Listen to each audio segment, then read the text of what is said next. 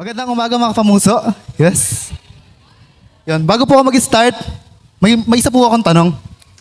Napanood niyo po ba yung palabas na Darna? Sino napanood dito? Darna. Palabas. Oh, Darna, yung may bato. Pero po, napanood na kayo? Yan, halos naman po tayo lahat nakapanood ng Darna po, ano? Yan. Siya po yung superhero na pag nilunok yung bato, ganoon po si Darna, di ba? Yan po. And alam po natin, pagka wala yung bato, wala siyang kapangyarihan. Mahina po siya. May napanood po ako, hindi ko po sure kung napanood nyo din tong scene na to, yung nawala yung bato sa kanya. Yung kinuha siya ng kalaban niya, kinuha yung bato. And dahil doon, wala siyang kapangyarihan, mahina si Darna. Tayo po bilang Kristiyano, para din po tayong si Darna, meron po tayong bagay na kailangan at importante. Gaya ng bato, meron dapat tayong panghawakan. Yung mga bagay na to, dapat hindi mawawala. Hindi katulad nung kay Darna kasi niluluwa niya yung bato. Sa nagiging tao siya ulit. Sa atin itong bagay na to, itong tatlong bagay na to, hindi dapat mawala at dapat makikita pa sa atin. Iyon ang faith, hope, and love. Yun, tayo po tayong lahat para po sa pagbabasa ng salita ng Diyos. Basahin po natin yung una nating verse, 1 Corinthians 13, verse 13. Yan. Sabay-sabay po tayong magbasa. And 1, 2, 3. Now these three remain. Faith, hope, and love. But the greatest of these is love. Yan. Sabi po sa last part the greatest of this is love. At bakit love yun?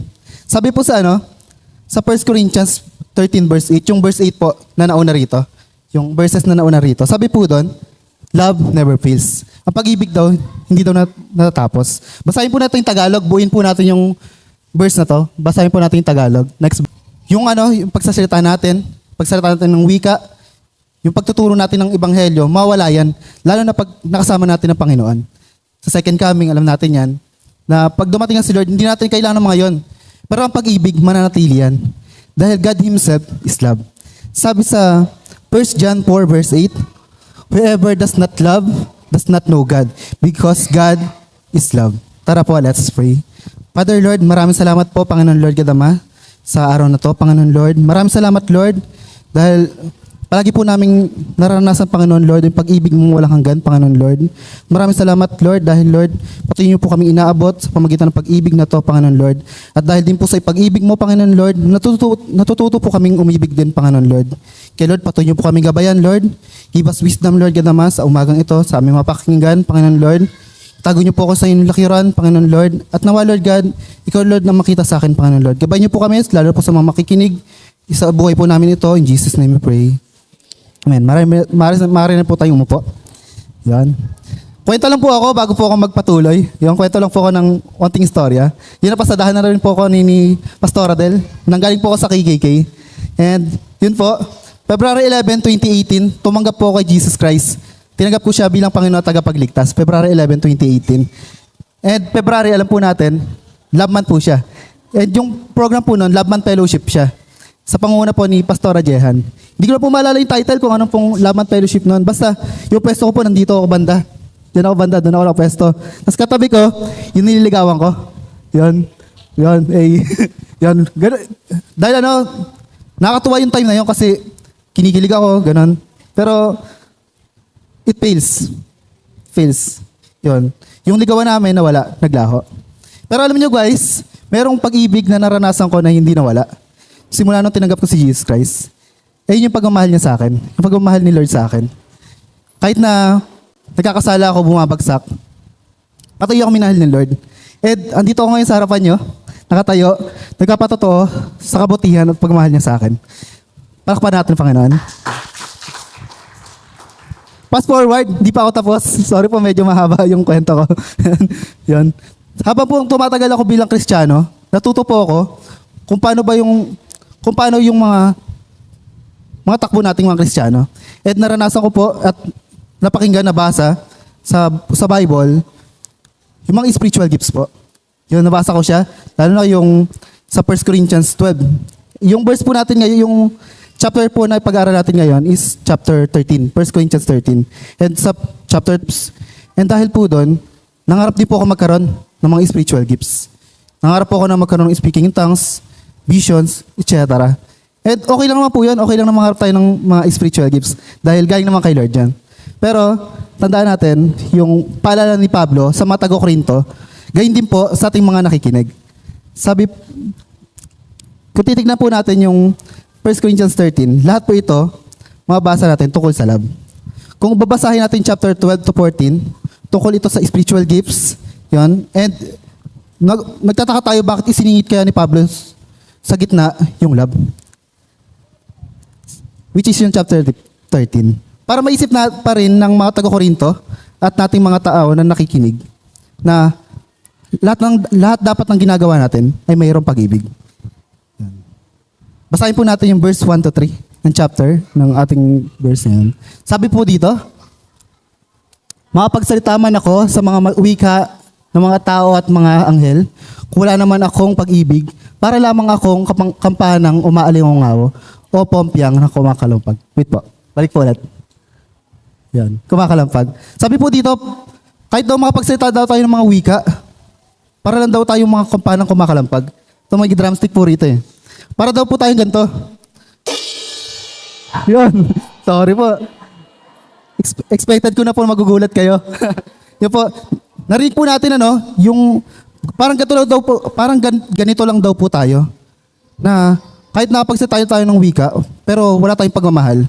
Parang tayong maingay. And alam din natin, yung ingay na yun, unti-unti ding nawawala. Unti ding nawawala. Niyas kugod nga kung tawagin, mabilis mawala yung pag walang pag-ibig. Kaya, dapat natin panatilihin yung pag-ibig. And next verse po. Kung ako man ay may kakayahang magpahayag ng salita ng Diyos at umunawa sa lahat ng hiwaga, kung mayroon man akong kakalaman at malaking pananampalataya na pat makapagpalipat ako ng bundok, ngunit wala naman akong pag-ibig, wala akong kabuluhan. Kung tayo po raw ay may kakayahan ng mga ganito, mga ganitong bagay, para tayong mga superpowers, ganun, pero wala naman tayong pag-ibig, para lang tayo nagpapasikat. Para lang tayo nagka-perform. Gaya po ng mga musicians natin na nag-worship kay Lord. Wala pong kabuluhan yung pag-worship nila kay Lord, yung pagtugtog nila. Para lang po sila nagpe-perform kung wala pong pag-ibig ginagawa nila. Kaya po nawa, lahat po ng gagawin natin, do it for love. And last verse po sa verse 3. At kung ipamigay ko man ang aking mga ari-arian at iaalay ang aking katawan upang sunugin, ngunit wala naman akong pag-ibig, wala rin akong mapapala. Yan. Kahit daw i-donate natin yung mga ari-arian natin, kahit yung mga lamang loob natin i-donate natin, wala daw tayong mapapala ron kung wala tayong pag-ibig. Kasi alam natin guys, ginagawa rin ito ng mga politiko. Yun. Alam nyo guys yung memes na nagki-picture silang ganon, nakahawak yung pera. Yan. Para lang tayong ganon, para mga politiko na sa una na magaling, pag may camera, mga galante, pero pagka naluklok na at sila na yung kinakailangan, hindi natin makagilap. Nakakalungkot po. Kaya pag-ibig ang pinakailangan ng lahat. Pag-ibig ang pinakailangan ng lahat. Normal na tao ka man o nasa posisyon. Yan. Paano ba natin maipakita at maparanas yung pag-ibig na ito? Yung kanina pa nating sinasabi, pag-ibig. Ano ba itong dapat natin iparanas na to?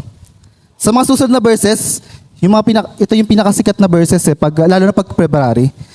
Kasi ito yung tinatawag na love chapter, yung chapter 13, 1 Corinthians 13. And itong mga verses na to, pinapaliwanag dito yung mga verses and love. Yan. Basahin po natin, 1 Corinthians 13, 4 verse 7. Sabay-sabay po tayo. Ang pag-ibig ay matiyaga at magandang loob, hindi mainggitin, hindi mapagmataas man. Next verse. Hindi magaspang ang pag-uugali, hindi makasarili, hindi magagalitin o mapagtanim sa kapwa. Hindi niya ikinatutuwa ang gawaing masama, ngunit hindi nagagalak ang katotohanan. Ang pag-ibig ay mapagpatawad, pagtiwala, puno ng pag-asa, pagtiis hanggang wakas. Yon. Dahil sa yung verses na ito, malalaman natin what is love. Ano ba yung nais ni Pablo sa mga naituro sa Korinto at sa ating mga nakikinig na nagbabasa? Na kung mayroon tayong pag-ibig na ito, mayroon tayong mga katangian na to. Kung mayroon tayong pag-ibig, mayroon tayong mga katangian na to. And here, yung papasok na po tayo sa ating outline, and nandun po sa ating bulletin, bakit mahalaga ang pag-ibig? And bakit mahalaga ang mayroong pag-ibig? Number 1 points natin, Sabay-sabay po tayo. 1, 2, 3. Taong may pag-ibig ay matiyaga. Katiyagaan. Ito, kailangan na kailangan natin to. Lalo na tayo, kung tayo mga Kristiyano, tayo mga tao, madalas tayo bumabagsak sa pag-aaral, sa pisina, sa trabaho, and even sa ating spiritual life. Bumabagsak tayo. Pero guys, okay lang yun. Dahil kung wala tayong katiyagaan, walang kabuluhan yun. Kaya kailangan natin katiyagaan, kahit na tayo bumabagsak, pahinga na tayo saglit, bangon, and patuloy na ulit. Yan. Example ko dito, yung katiyagaan ni Jesus Christ. Si Jesus Christ talaga yung pinaka nakita kong nagtiyaga eh. Example ko siya nung mga time na siya nagtuturo. Nagtuturo siya sa Jerusalem. Nagtuturo siya. And yung mga tao, kinukutya siya, inaasar siya, and hindi siya pinapakinggan. Pero even though, nagpatuloy pa rin siya at ginawa yung ministry niya. Yan. Bilang Kristiyano, dapat maging matiyaga tayo. Normal sa atin ang manghina, masubok, at minsan bumabagsak. Pero huwag tayong susuko. Okay lang magpahinga saglit, pero patuloy ulit. Patuloy na manalig sa Diyos na nagbibigay sa atin ng pag-asa at buhay. Siyang nagmamahal sa atin. Yes. Sa katiyagaan, need natin ng love, lalo na sa takbuhin natin. Hindi tayo makapagpatuloy kung walang pag-ibig sa mga ginagawa natin. Kaya, paulit ko sinasabi, everything we do, do it for love. Yes. Eh, pasok po tayo sa point number 2. Basahin naman po ito ng mga may magagandang loob. 1, 2, 3. Love is kind. Pero be kind even though sa ating mga enemies. Maging mabuti daw tayo kahit sa ating mga kaaway, sa mga masamang loob sa atin. Yan. Magpakita tayo ng kagandaang loob kahit sa mga hindi rin mananampalataya sa atin. Mas maganda sa mga hindi mananampalataya tayo magpakita ng kagandahang loob para makita rin si Lord sa atin. Christ-likeness, kumbaga. Makita si Lord, ma-reflect natin si Lord sa pamagitan ng ating kabutiang loob. And even Jesus showed His kindness through healing sick. Yung nagpagaling siya ng mga sakit sa mga tao, sa may mga kitongin, kahit sinasabi ng mga ibang tao na yung mga kitongin, wag natin lalapitan kasi mga kasalanan. Pero si Jesus Christ, nilapitan, pinagaling pa yung mga kitongin. And pinakain niya yung mga nagugutom, nagpakain siya, at nagturo pa. Ganon nagpakita ng pagmamahal si Lord and kabutihang asal si Lord sa mga tao nung siya'y nagkatawang tao. Kailangan natin magkaroon ng magandang loob. May pakita natin kung paano mabuti ang Lord sa atin. Kailangan natin ma-reflect yung love na nararamdaman natin. Yung kabutihang loob ni Lord sa atin, kailangan natin ma-reflect. At kaya dapat mapakita natin iyon sa iba. That's our love to them. Tingnan natin sila, mapakita yung love natin sa kanila. Yan. The faith without action is dead. Kung makita ng iba na yung kabutihan natin, makikita din ng iba ang Diyos sa atin. And by that, mapakita natin yung love natin sa kanila. Ngayon din yung pananampalatayang pinanghawakan natin. At mararamdaman din nila ang kagandahang loob at pag-ibig ng Diyos sa kanila. Amen. Pasok po tayo sa point number 3. Bakit nga ba mahalaga ang pag-ibig? Ang taong may pag-ibig. Ang taong may pag-ibig ay hindi mainggitin. Hindi masama ang hangarin ang meron sa iba. Hindi masama ang hangarin ma-promote, tumaas ang posisyon.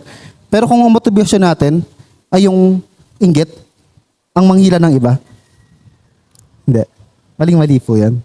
Huwag tayong gagaya sa iba na dahil sa inggit, may nanirap sa boss para umangat sila, sisiraan yung iba, sisiraan sa boss. Ganito naman yung sa pag-aaral, sisiraan sa teacher kasi ito, halimbawa magkalaban sila sa top 1, yun, magsisiraan, ganun. Huwag tayong maghahangad na umangat sa pamagitan ng ganun. And gaya din sa politiko. Halimbawa natin ngayon yung latest, yung paninira. Halata naman natin yung sorry sa baka isipin niya bias ako. Pero yung kay BBM, lumalabas yung balita na nagda-drug siya. May video pa pero parang halata naman na AI. Yan. Huwag tayong mainggit sa mga bagay na mayroon ng iba. Maging kontento tayo sa kung anong nasa harapan natin. Pero hindi masamang maghangad Hindi masama maghangad. Hindi masama na hangarin natin yung katulad sa iba. Ipag-pray natin. May natin makuha din natin. In God's will. Yan. Example ko dito, si John the Baptist. Nung time na sumisikat na si Jesus Christ, sinabi niya na si Jesus Christ dapat yung mataas, tapos siya, maibaba siya. Kung ordinaryong tao yon, hindi dapat ganoon. Kasi bago dumating si Jesus Christ, sikat na si John the Baptist, dami lumapit sa kanya, nagpapabaptize, ganoon. Pero sa kanya, hindi niya pinakita yung inggit, kundi yung kagalakan pa. Dahil si Jesus Christ, kilala niya si Jesus Christ eh. Kilala niya si Jesus Christ, siya yung kaligtasan. Siya yung hari dapat. Siya dapat yung may taas at hindi siya. Ganun din dapat tayo. Imbis na mainggit tayo sa ating kapwa, matuto tayong makigalak sa kung anong nakakamit nila. Sa mga nakakamit ng mga kaibigan natin, ng mga klase natin, ng mga kapwa natin, matuto tayong magalak sa meron sila. Hindi yung mainggit tayo. Ano ba yan? Si Chan, tumataas na yung posisyon, tapos ako ganito pa rin. Siraan ko kaya siya. Wag na tayong ganun. Patuloy tayong magalak kung ano meron siya. Purihin natin siya at ma-inspire tayo sa buhay niya na nagpapatuloy siya, ganun. And that's how we shows our love to them. Praise God. Point 4 po, bakit mahalaga ang pag-ibig? Ang taong may pag-ibig ay mapagkumbaba. Bilang Kristiyano, nais ng Lord sa atin na huwag tayo maging mapagmataas. Bagkus, magpakumbaba tayo. Yan. Jesus can be king. Pwede siya maging hari. Pwede rin siyang maging mataas sa atin, pero pinili niya maging karpentero. Nabuhay siya bilang karpentero at naging anak ng karpentero. Pinili ni Lord na maging ganon. And hindi lang yon, hindi na siya naging karpentero lang. Pinakita niya rin yung humility niya sa pamagitan ng pit washing. Yung magagawa ng pit washing, yung paglinis ng paa, ginagawa lang ng mga alipin nung panahon nila. Pero si Jesus Christ, ginawa niya yon sa mga alagad niya. Ganun nagpakita ng humility si Lord. At gusto ng Lord na makita rin sa atin yung humility. Pinapakita ng love sa Lord at sa ibang tao yung humility. Remind ourselves na we are saved by grace. Hindi sa pamagitan ng gawa natin. We are all saved dahil sa grace ng Lord, kaya dapat wala tayong may pagmalaki. Magpakababa tayo. Yun ang gusto ng Lord. Praise God. And pasok po tayo sa point 5. Bakit mahalaga ang pag-ibig? Basahin po ng mga magagandang ugali. 1, 2, 3. Amen. Parang dami lahat ng magagandang ugali dito. Praise God. Isa sa may mga magandang ugali ang may respeto sa iba. Isang example daw ng magandang ugali ang may respeto sa iba. Sino naman 'di ba yung hindi gustong respetuhin siya, 'di ba? Lahat tayo gusto natin ng may respeto sa atin. At maganda, magkaroon din tayong respeto sa iba. As person, gusto natin, respect is form of love. Na dapat mayroon talaga ang bawat Kristiyano. Huwag sa atin magsimula yung maramdaman ng iba na nadidisgrace sila, nangihina sila, naapakan sila. Huwag daw natin iparamdam sa iba yon. Huwag daw sa atin magsimula na parang maramdaman ng iba na mababa sila. Yan. Kailangan maging mabuti tayo, matuto tayong respeto sa kanila. Kahit sa biruan lang, kasi ngayon, parang normal na yung biruan na sisira mo yung tao eh, para mapatawa yung iba. Mali daw yun, huwag tayong ganun. Huwag tayong gagawa ng mga biro na mas makakasakit sa iba. At kung sa tingin mo, na parang paul na yung mga sinasabi mo, yung mga actions mo, mga biro mo, matuto ka mag-sorry. Kahit after ng biruan, lapit ka, sorry bro, baka nakasobra na ako. Ganun. Ganda na example ni Lord Jesus Christ dito. Naalala niyo yung kwento ni Maria Magdalena. Yun. Si Maria Magdalena, prostitute siya. And balak na siyang batuhin ng mga tao. Stone to death. Pero sinabi ni Jesus Christ, kung sino hindi nagkasala, bumato. At alam niyo ba guys, kung sino hindi nagkasala doon, siya pa yung hindi bumato. At wala nangyari kay Maria Magdalene. Kasi alam ng lahat ng tao na silang lahat ay nagkasala. And even si Jesus Christ, patuloy siyang in-encourage pa, si Maria Magdalene. Pero kung nandito siguro si Maria Magdalena sa Pilipinas, napahiya na siguro yun. Lalo sa panahon natin ngayon, makikita natin nakapost na si Maria Magdalena sa Facebook. Yan, binabash na siya. Ano ba tong babae na to? Ganun. Lalo na pag nandito sa Pilipinas. Yan. Bilang Kristiyano, magpakita pa rin tayo ng love sa iba. Yan. Ipakita natin sa kanila ang magandang ugali. Na nais ng Lord na ipakita natin, lalo sa mga hindi mananampalataya. By that, makita nila at ma-reflect natin kung gaano ba kaganda ang ugali ng ating Panginoong Yesus. Yan. Pasok tayo sa point 6. Bakit mahalaga ang pag-ibig? Basahin po ito ng mga hindi makakasarili. Yan. 1, 2, 3. Basa.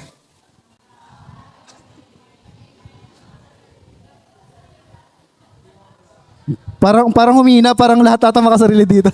Hindi, joke. Yan. Basa po natin. 1, 2, 3. Ang taong may pag-ibig ay hindi makasarili. Thinking about others before ourselves is a great form of love. Like Jesus, nung nag-preach siya sa 5,000 men. Ang dami nun, pero inisip niya pa rin kung paano papakainin yung mga taong yun. So, paano sila mapakain. At by that, di ba, nanghi siya ng, sa mga alagad niya kung ano ba yung meron sila. Meron sila doon loaves and fish. Bread and fish. Yan pa. And dahil sa grace ni Lord, napakain nila sa pamagitan lang nun. Balik tayo sa hindi makasarili. Yung mga magulang, gets na gets yung punto na to, yung hindi makasarili. Dahil yung mga magulang, alam natin, na yung isusubo na lang nila, papakain pa nila sa anak nila. Ganun tayo kamahal ng mga magulang natin. And lalo na, yung mga nagmamahal sa atin. Ang pag-ibig, iisipin mo muna ang kapakanan ng iba bago ang iyong sarili. Sa pamagitan nun, makita ng iba kung paano kumikilos ang Lord sa atin. Pero guys, take note, maganda mag-isipin ng iba, pero try pa rin natin magtira para sa atin. Tira pa rin. Yan. Pasok po tayo sa point 8. Basahin po ito ng mga mapagpatawad na. Nagpapatawad at pinapatawad. Yan. 1, 2, 3, basa. Yung point 7 out of 11 na po tayo. Unti na lang. And matatapos na po tayo. Hindi natin makaparamdam sa iba ang pag-ibig kung may sama tayong loob dito. Yan. Matuto tayong magpatawad. Huwag tayong magtanim ng galit. God, tinuruan tayo ni Lord na mahalin ang bawat isa. Hindi naman sinabi ni Lord na mahalin mo ang mga kasama mo except kay ganito. Wala naman sinabi si Lord na ganun. Gusto ni Lord, mahalin natin ang bawat isa. Mahalin natin yung mga kasalamuhan natin para ramdam natin sa kanila, mahal natin sila. Eh sa pamagitan ng pagkapatawad, maparamdam natin na mahal natin sila. Yan. Even Jesus, sa Luke 23 verse 34, basahin po natin. Yan. Sabi dito ni Jesus, Ama, patawarin mo sila sapagkat hindi nila nalalaman ang kanilang ginagawa. Yan. Yung time na to, napako na si Jesus Christ.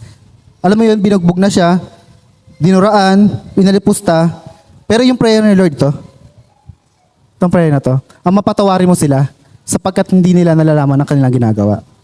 Maganda maging hobby rin natin to, lalo sa mga nakasama natin. Imbis na magtampo tayo sa kanila, isipin natin itong prayer na to. Pag-pray natin yung mga kasama natin, na sa tingin natin nakasakit na sa atin, pag-pray natin sila, Lord, touch their heart. Hindi po nila alam yung ginagawa nila. Patawarin niyo po sila. Hindi lang ikaw yung nagkapatawad, hiningi po silang kapatawaran sa Lord. Ganun natin mapakita yung love natin sa kanila. Hindi ba napakaganda pag-ibig niyan? Love, dahil love forgives. Verse 8. Sorry, hindi ko na pala nababasa yung verse. Yun, pasok po tayo sa point 8. Number 8, sabay-sabay po tayo. Ang taong may pag-ibig ay hindi kinakagalak ang masama, kundi ang katotohanan. Nasaan po siya? 1 Corinthians 13 verse 6. Yan. Hindi niya ay kinatutuwa ang gawaing masama, ngunit kinagagalak ang katotohanan. Yan. Tayo bilang tao, madalas gustong-gusto natin yung sinusuportahan tayo.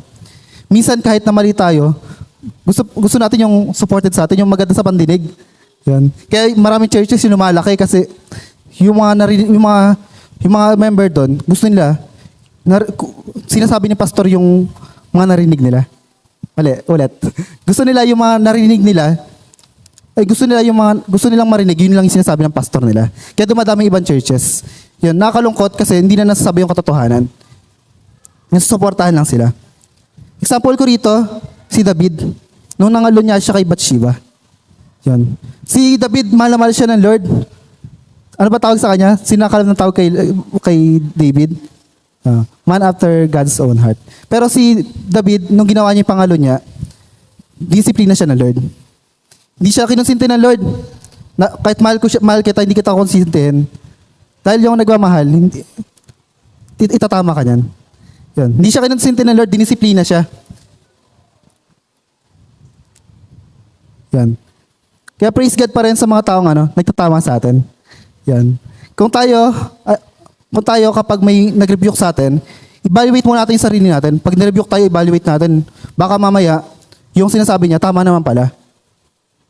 Isipin natin kung ano ba yung sinasabi niya bago tayo mag-react, bago tayo rumibat. Baka mamaya, sobrang init din ang ulo natin, makasabi na tayo masama. And hindi natin alam, yung sinasabi pala ng tao na yon, yung nagtatama sa atin, nag-rebuke sa atin, para din pala sa atin, dahil mahal niya tayo. Mahal niya tayo.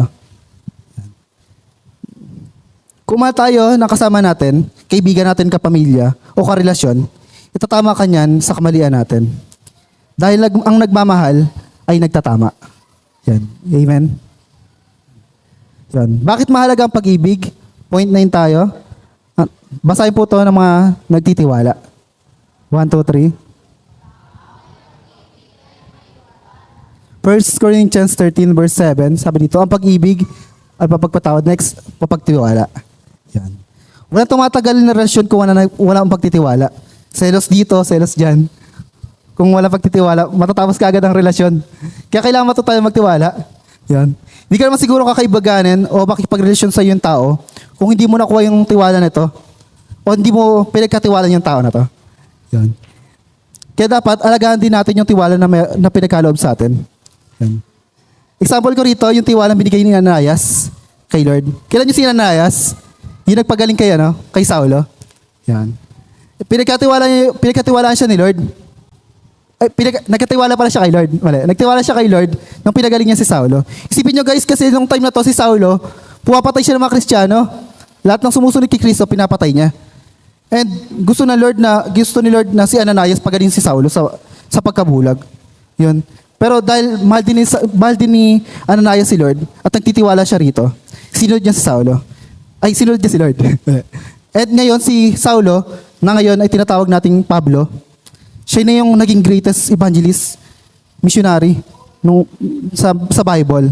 At kung mabasa natin New Testament, napakaraming books ang sulat sa pamagitan ni Pablo. Ang nagiging encouragement ng bawat isa sa atin. Ang umiibig ay nagtitiwala. Dahil pinagkakatiwala mo ang buhay mo at ang puso mo sa mga taong nais mong laanan ng pag-ibig. Yan. Sa pamagitan nun, nai-open natin ang buhay natin sa iba. At sila rin, tiyakusa nilang i-open ang sarili nila sa atin. How sweet. Yan. Bakit mahalaga ang pag-ibig?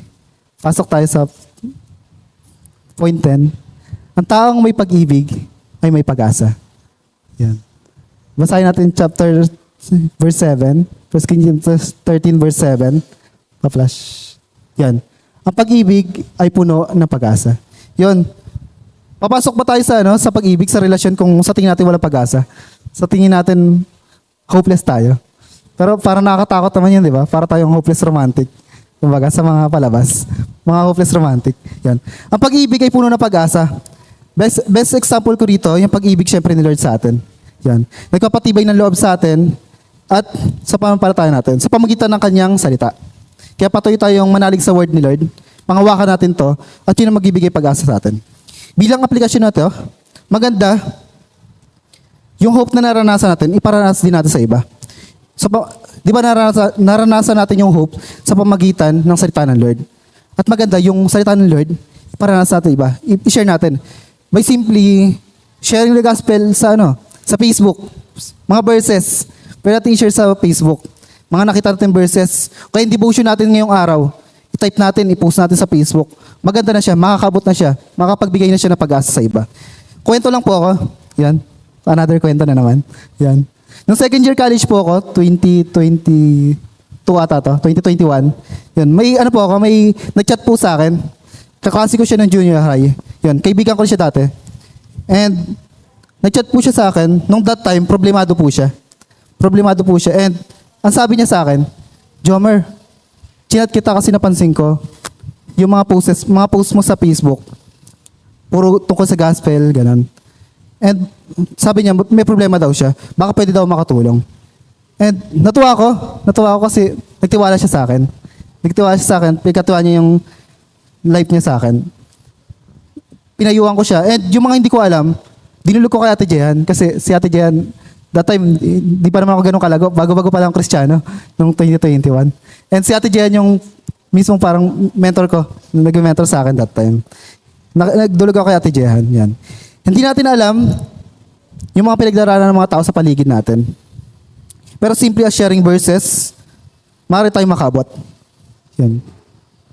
Kaya I highly encourage everyone to share Bible verse. Maganda nga kung may caption pa. Pwede rin yung mga patotoo natin ilagay natin para mas makabot tayo sa mga tao. Yan. Love is hope. Siyempre bago tayo magbigay ng pag-asa iba, magkaroon din tayo ng pag-asa nagmumula sa Panginoon. By that, we can give hope dahil nakita sa atin na tayo ay full of hope. Yan. Praise God. Yan. Bakit mahalaga ang pag-ibig? Point 11. Ang taong may pag-ibig ay matiisin. Meron ba kayong kilala, sinasabi nila, mahal ko to. Mahal ko yung kaibigan ko, mahal ko siya. Pero, mabis na mag-fall, mabis na sumuko. Yan. Uy, kilala ba kayong ganun? Meron naman siguro. Tap nyo na mamaya, uy, matuto ka mag-TS. Yan. Wala mamaya. Best example ko dito, si Jacob. Kilala niyo si Jacob? Yung anak ni Isaac. Di ba dalawa silang anak ni Isaac? Si Jacob at si Esau. Yung example ko po dito, yung Genesis 30. That time, humiwalay na si Jacob kasi yung parang trinidor niya si Esau. Yan. Pumunta siya sa malayong kamag-anak nila. Pumunta siya doon at naghanap siya ng mga pangasawa niya. At nakilala niya doon si Rachel. Nakilala niya si Rachel. Ganda-ganda siya kay Rachel. Yan. Nagkaroon tayo ng tayo mga lalaki minsan, pag nakita tayo maganda, parang gusto natin i-pursue. Yan. Pero dapat, sana magkaroon din tayong katulad nung kay Jacob. Alam niyo ba guys, si Jacob, hindi lang siya naghintay ng 1 buwan, 3 buwan, kundi 14 years. 14 years naghintay si Jacob. Grabe yun. Unang 7 years niya, kasi nag-usap sila ni ano ba pangalan? Nag-usap sila ni ayun, si Laban. Nag-usap sila ng Laban, yung tatay po siya niya, di ba, ni Rachel. Ang pinagkasunduan nila, in 7 years, magtatrabaho si Jacob kay Laban para sa ang reward si Rachel. Pero, nung kinasal na sila, nagulat si Jacob, ang kinasal sa kanya, yung kapatid, si Leah. Yun. Kaya, another 7 years, nagtrabaho ulit si Jacob para kay Rachel. And, after nun, nakapit siya na si Rachel. Akala niyo 14 years. Ako nga, aminado ako, di ko kaya yun. 3 months nga lang pataas, di ko na kaya. Yung 14 years pa kaya, pakahirap. Yan. Maging matiisin tayo. Normal ang pain and sufferings. Pero tiyak ako, nasulit ang pagtitiis. Gaya ng kay Jacob, sa 14 years na pagtitiis niya, ngayon meron na siyang 12 daughters and sons. Yan. Praise God. Yan. Maging matiisin tayo. Ayan. Mapakita natin ang pag-ibig sa pamagitan ng pagtitiis. Despite ng mga pain and sufferings, magpapatuloy pa rin tayo at maparamdam ang pag-ibig. Yan. Praise God. Review po tayo. Yan. May slide po ba tayo na for review? Yan. Isa-isayin po natin. Number 1, ang taong may pag-ibig ay matiyaga. Kailangan mayroon tayong tiyaga sa pag-ibig natin. Pangalawa, ang taong may pag-ibig ay magandang loob. Mapakita natin yung pag-ibig natin sa iba dahil sa kagandahan ng loob natin. Pangatlo, ang taong may pag-ibig ay hindi mainggitin. Matuto tayong makigalak sa iba imbis na mainggit. Pang-apat, ang taong may pag-ibig ay mapagkumbaba. Yun, makikita rin si Jesus Christ sa atin, yung humility ng Lord, ma-reflect natin sa pamagitan ng humility. At makapag-surrender din tayo sa Lord sa pamagitan ng humility na yan. Number 5, ang taong may pag-ibig ay maganda ang ugali. Yan.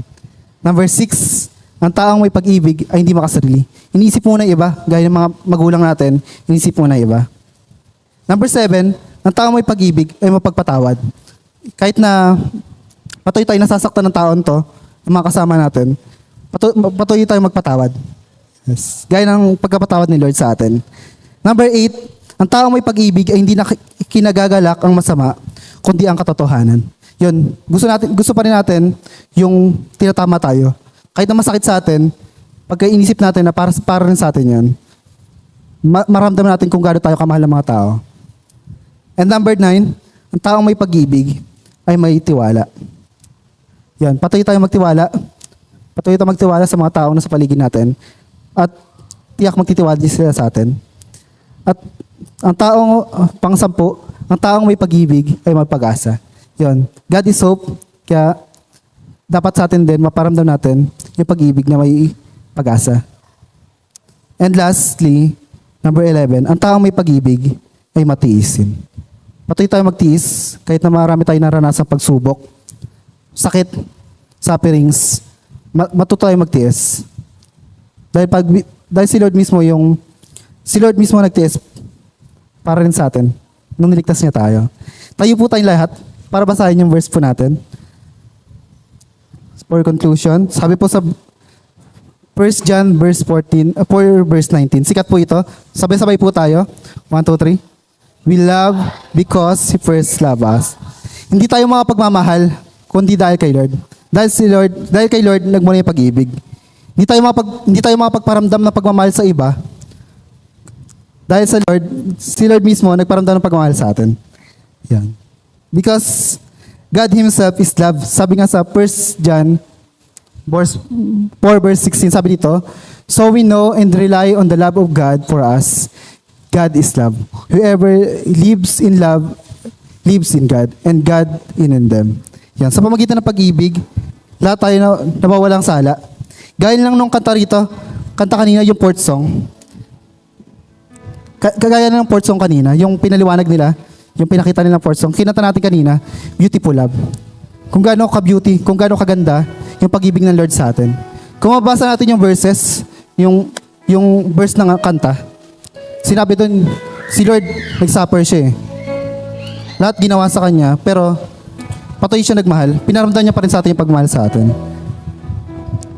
And by that, patuloy tayong mapagparanas din ng pagmahal. Dahil ang best example ng love is yung love ng Lord sa atin. Nawa maparamdaman natin sa iba.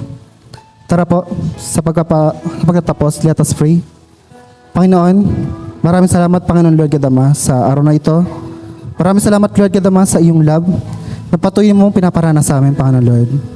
Maraming salamat Lord God Ama sa pag-ibig na nagkapalakas sa amin, nagkapatibay at nagbibigay pag-asa, Panginoon Lord. At nawa ito Lord, yung love na to, Panginoon Lord, ay may paranas at may paramdam namin sa iba. Panginoon, makita ka sa amin, Panginoon Lord, kung gaano mo kami minahal, Panginoon Lord. Maparamdam din po namin, Lord, pagmamahal na nais mo para sa iba, Lord. Gabay niyo po kami, Panginoon Lord. Give us wisdom, Panginoon Lord, and yung love mo po, Panginoon Lord, mamutawi sa bawat isa. In Jesus' name we pray. Amen. Tara po, let us sing. Kung gaano kabuti ang pagmamahal, Lord, kung gaano kaganda.